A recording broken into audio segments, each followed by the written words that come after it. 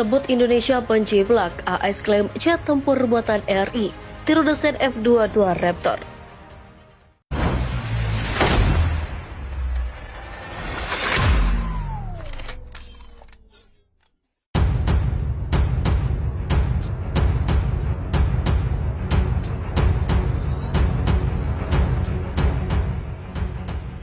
Ibarat pinjam ayam untuk membuat telur.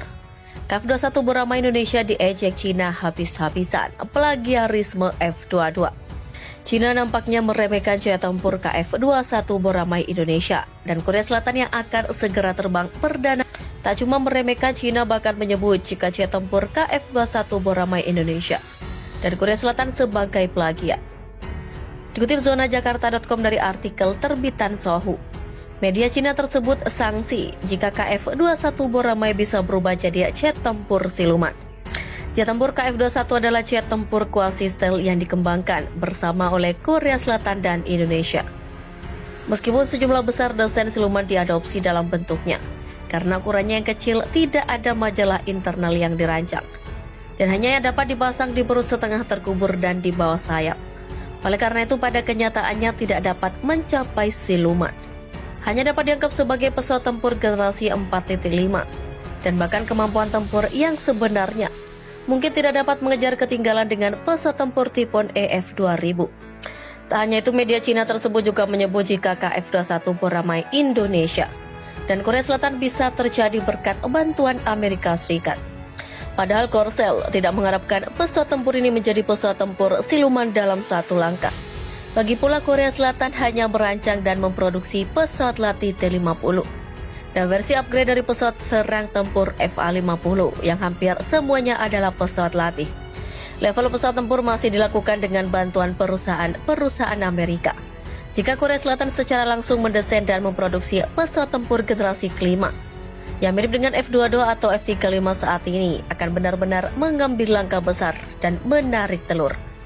Selama ini jet tempur KF-21 Boramai disebut-sebut sebagai F-35 versi Asia.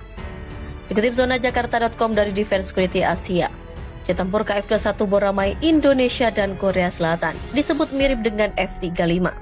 Kemiripan jet tempur KF-21 Boramai Indonesia dan Korea Selatan dengan F-35 ini khususnya terletak pada desain yang digunakan. Sehingga sematan F-35 versi Asia disebut juga nempel di KF-21 Boramai Indonesia dan Korea Selatan tersebut. Bahkan dikutip dari The Week, KF-21 Boramai gunakan fitur yang membuat makin bisa menyembunyikan diri. Fitur untuk mengurangi tanda tangan radar dan integrasi radar dan sensor inframerah. Lini radar juga diperhatikan di mana KF-21 Boramai menggunakan AESA. Radar AESA KF-21 adalah salah satu sensor avionik terpenting yang melakukan berbagai misi seperti memantau, melacak target udara dan darat serta menghasilkan gambar video. Ucap Hanwal Sistem dikutip zonajakarta.com dari Defense Security Asia.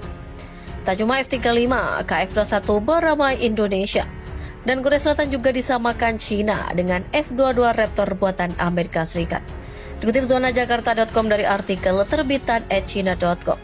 Lembaga pemikir think tank Cloud Bridge China menyebut KF-21 Boramai sebagai plagiarisme.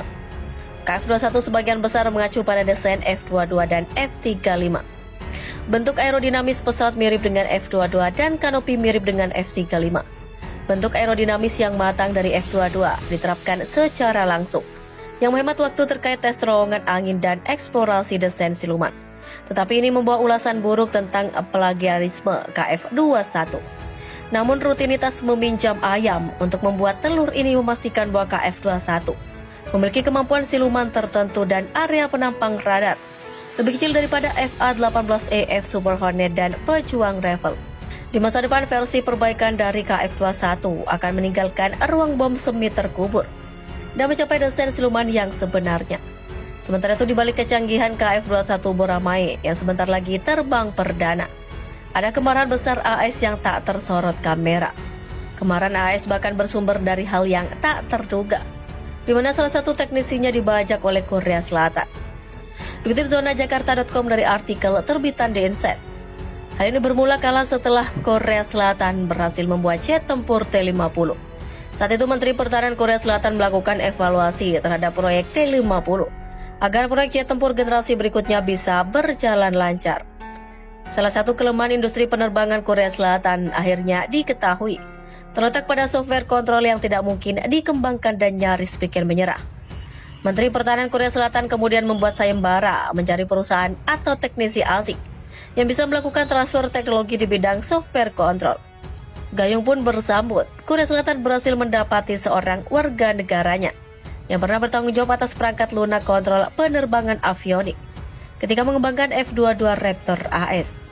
Orang tersebut yang belakangan diketahui bernama Park Si-mok kemudian dihubungi secara diam-diam oleh Korea Selatan. Namun masalah muncul. Tuan Park Si-mok tidak mendapatkan teknologi di kepalanya, tetapi dia mengambil semua data yang disimpan saat mengembangkan F-22 dan membawanya kembali ke Korea. Dia dibebaskan beberapa waktu lalu. Hal ini memicu kemarahan besar AS. Dia sekarang berada di permukaan dalam bisnis terkait penerbangan di Korea, dan dia mungkin bekerja keras untuk menyelesaikan pengembangan KF-21. Dapat dimengerti bahwa AS marah membuat pesawat itu seolah-olah hanya tiruan dari pesawat tempur terkuat di dunia. Ibarat pinjam ayam untuk membuat telur. KF-21 bernama Indonesia diejek Cina habis-habisan, plagiarisme F-22. Cina nampaknya meremehkan jet tempur KF-21 beramai Indonesia, dan Korea Selatan yang akan segera terbang perdana tak cuma meremehkan Cina, bahkan menyebut jika jet tempur KF-21 beramai Indonesia dan Korea Selatan sebagai plagiat. Dikutip zonajakarta.com dari artikel terbitan Sohu, media Cina tersebut sanksi jika KF-21 beramai bisa berubah jadi jet tempur siluman.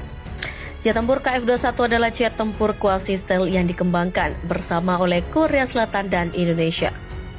Meskipun sejumlah besar desain siluman diadopsi dalam bentuknya, karena ukurannya yang kecil tidak ada majalah internal yang dirancang, dan hanya yang dapat dipasang di perut setengah terkubur dan di bawah sayap. Oleh karena itu pada kenyataannya tidak dapat mencapai siluman. Hanya dapat dianggap sebagai pesawat tempur generasi 4.5, dan bahkan kemampuan tempur yang sebenarnya mungkin tidak dapat mengejar ketinggalan dengan pesawat tempur tipe EF-2000. Tak hanya itu, media Cina tersebut juga menyebut jika KF-21 beramai Indonesia dan Korea Selatan bisa terjadi berkat bantuan Amerika Serikat. Padahal Korsel tidak mengharapkan pesawat tempur ini menjadi pesawat tempur siluman dalam satu langkah.